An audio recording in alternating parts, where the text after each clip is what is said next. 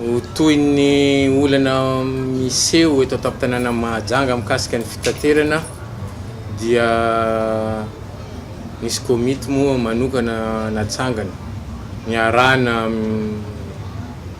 tompon'andraikitra maromaro ao ny faritra ao ny distrika ny zareo avy amin'ny commune ny OMC ary ny tompon'andraikitra ny fitaterana miaraka amin'ny fédération fitaterana eto an-tampon-tanàna Mahajanga. Io olana io moa dia teo amin'ny posiposy ny bajaj ary ny taxi. Dia izao taorinan'ny fivorinana nataonay androany ato amin'ny bureau ny distrika miaraka amin'ireo tompon'andraikitra samy hafa ireo dia izao ny zavatra tapaka. Vakiko amintsika rehetra le izy. Mofandaminana ny olana misy eo amin'ny mpitarika posy sy mpitondra taxi ville ary ny tricycle dia nivory tao amin'ny bureau lehibe ny distrika Mahajanga voalohany ireo tompon'andraikitra voakasika izany anio alatsinainy fa voalohany ny volana Jolay 2024 tamin'ny 7 ora sasany maraina nandray fepetra amahana izany olana izany. Rehefa natao ny fandaminana ary nakana ny hevitry ny rehetra mba hamahana ny olana mitranga sy hitondrana ny filaminana eo amin'ny lafin'ny fitaterana eto Mahajanga dia tapaka tamin'izany fa ferana ny isan'ireo fitaovam-pitaterana miasa eto Mahajanga tampon-tanàna amin'ity taona 2024 ity. Ka toy izao ny isany 5,000 na 5,000 ny isan'ny posiposy, 50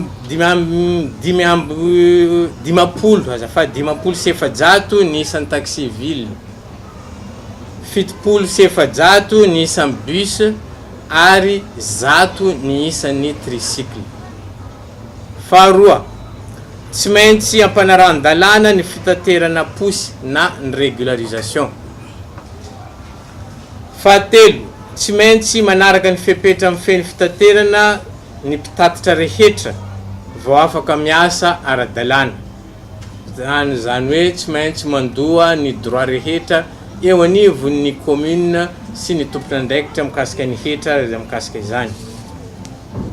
Ho an'ny tricycle manokana na ny bajaj araka ny fahafantarantsika azy, ferana ho 10,000 ariary na 5,000 francs isan'olona ny saran-dalana farany ambany. Tsy mihoatra toerana 3 ny olona hoentina, tsy maintsy manaraka amin'ny fepetra amin'ny feny fitaterana ny mpitatitra rehetra vao afaka miasa ara-dalàna. Tsy mahazo mitondra entana fa natao fitondrana mpandeha ihany ary manomboka amin'ny 5 ora sasany maraina no mivoaka miasa ny bajaj ka hatramin'ny 9 ora alina. Ary farany avozina ny bokin'andraikitra na ny cahier de charge mifehy ny tricycle ary apetraka ny lalàna mifehy ny posy eo anivon'ny commune. Manakery avy hatrany rehefa mivoaka ampahabe-maso amin'ny haino aman-jery ireo fepetra noraisina ireo. Zay zany tompoko lahy sy tompoko vavy ny fepetra noraisin'ny komity manokana izay nilazaiko teo mitady famahana anty olana mipetraka eo amin'ny posiposy ny taxi ville ary ny bajaj. Marina etona fa maro de maro ny tonga teto ary namaly ny antso daholo ny tompon'andraikitra fa eo moa ny karazana faneriterena nataon'ny sasany ho an'ny mpiara-miasa aminy dia tsy tonga ny sasany moa tsy ometsiny zay many liberté ny tsirairay zay fa na izany na tsy zany zay ny décision ny raisin'ny tompon'andraiky mpanjakana eto an-tampon-tanàna ny Mahajanga mba hamahana an'ity olan'ny fitaterana ity. Farany dia tsara ihany milaza amintsika rehetra mba ho tony amin'izao zavatra izao satria ity olan'ny fitaterana ity dia olana anankiray salan'ny olana rehetra mipetraka eo amin'ny resaka fitantanana eo anivon'ny commune fa tsy zany no atao hanakorontana ny filaminam-bahoaka.